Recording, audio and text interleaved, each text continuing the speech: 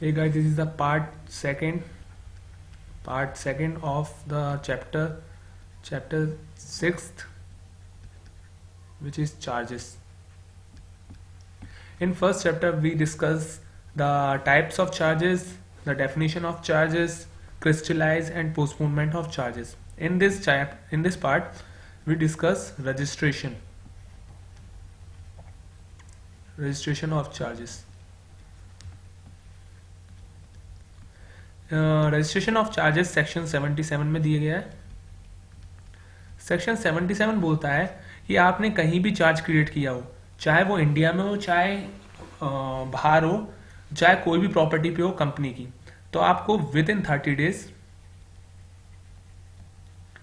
ROC में register करवाना पड़ेगा.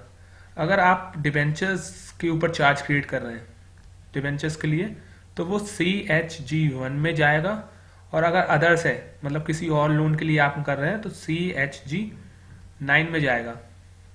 और अगर आप ये जो डेडलाइन है, ये जो आपकी डेडलाइन है 30 डेज के अंदर, वो आप नहीं कर पाते हैं, तो आपको एक कंडोनेशन ऑफ डिले भी दिया जाएगा. वो होगा आपका 300 डेज का. पर इसकी ये कंडीशंस है कंडोनेशन ऑफ डिले की, कि आपको कुछ ऐसी कंडीशंस बतानी पड़ेंगी जिसके कारण आप ये 30 डेज की लिमिट को ब्रीच कर रहे हैं आप, तो आपको एक 300 डेज का कंडोनेशन ऑफ डिले मिल जाएगा. और उसके बाद भी आपने, अगर ये कंडोनेशन ऑफ डिले के बाद भी आपने रजिस्टर नहीं करवाया चार्ज, इसके बाद भी आपने रजिस्टर नहीं करवाया चार्ज, तो आपको एक INC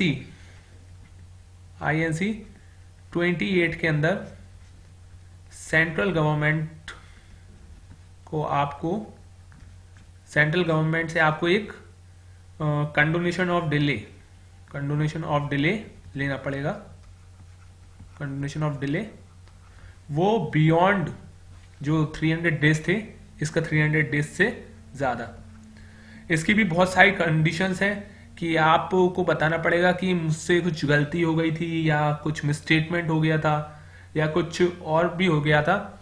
तो ये रूल 12 बोलता है सेक्शन 77 में कि आप अगर कुछ और गलतियां कर दी हैं आपने, तो आप सेंट्रल गवर्नमेंट से कंडोनेशन ऑफ डिले ले सकते हैं बियॉन्ड 300 डेज. तो ये अब तो हो गया, आपने एक रजिस्टर चार्ज को रजिस्ट्रेशन करवा दिया आपने. तो वो जब ROC में आपने एक रजिस्ट्रेशन करवाया होगा,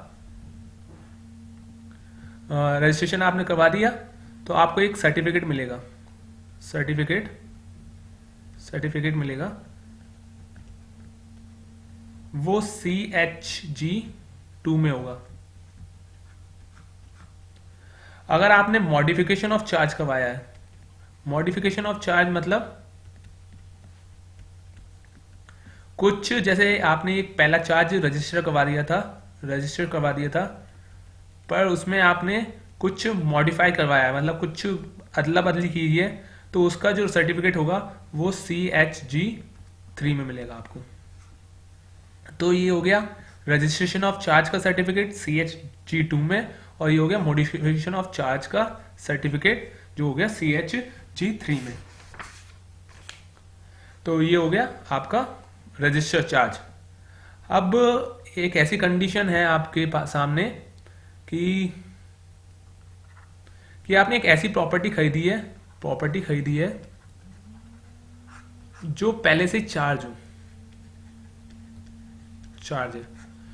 एक्वायरिंग प्रॉपर्टी अंडर चार्ज और मॉडिफिकेशन ऑफ चार्ज. तो सेक्शन 79 बोलता है कि आपने एक प्रॉपर्टी ऐसी खरीदी है जो चार्ज है, तो आपको उसका भी रजिस्ट्रेशन करवाना पड़ेगा. और वो जो रजिस्ट्रेशन होगा वो अकॉर्डिंग टू सेक्शन 77 होगा, जो अभी अपन ने पढ़ा है रजिस्ट्रेशन ऑफ चार्ज. तो उसके जो अकॉर्डिंग टू द सेक्शन 77 आपको रजिस्ट्रेशन करवाना पड़ेगा.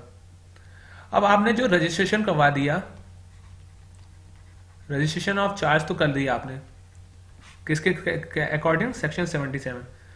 तो अब जो चार्ज है वो चार्ज खत्म हो रहा है. मतलब आपने जो अमाउंट लिया था, लाइक 100 रुपीज लिए थे एक से, और उसके ऊपर आपने चार्ज किया था एक लैंड.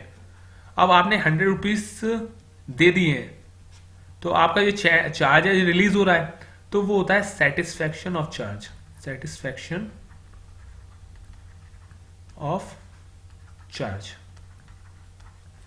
मतलब आपने एक चार्ज क्रिएट किया था एक लैंड पे और उसको उसको सेटिस्फाई करा है, तो आप जब रजिस्ट्रार को आप भेजेंगे, क्योंकि रजिस्ट्रार ने ये आपका रजिस्टर करवाया था, तो वो आ जाएगा CHG4 में।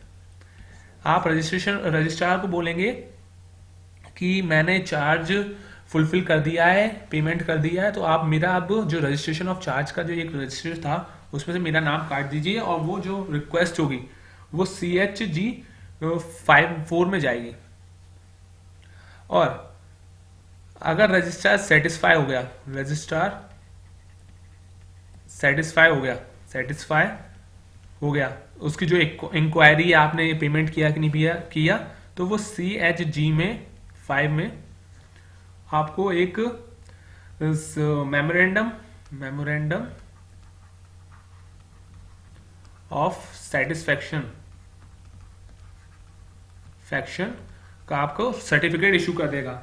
इसका मतलब है कि आपने सारे चार्जेस को अच्छे से फुलफिल कर लिया गया है और अब आपके ऊपर कोई चार्ज क्रिएट नहीं है। अब जो कंपनी है, कंपनी इसका एक रजिस्टर मेंटेन करेगी, जो उसके सारे चार्जेस होते हैं उसका एक रजिस्टर मेंटेन करेगी, वो भी करेगी CHG7 में, CHG7 में।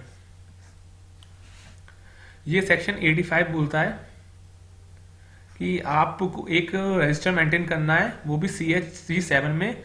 इसे कोई भी, जैसे बाद में कोई इंस्पेक्शन होता है, लाइक कोई इन्वेस्टिगेशन आती है, तो वो इस जो CHG7 है वो इंस्पेक्ट करेगा।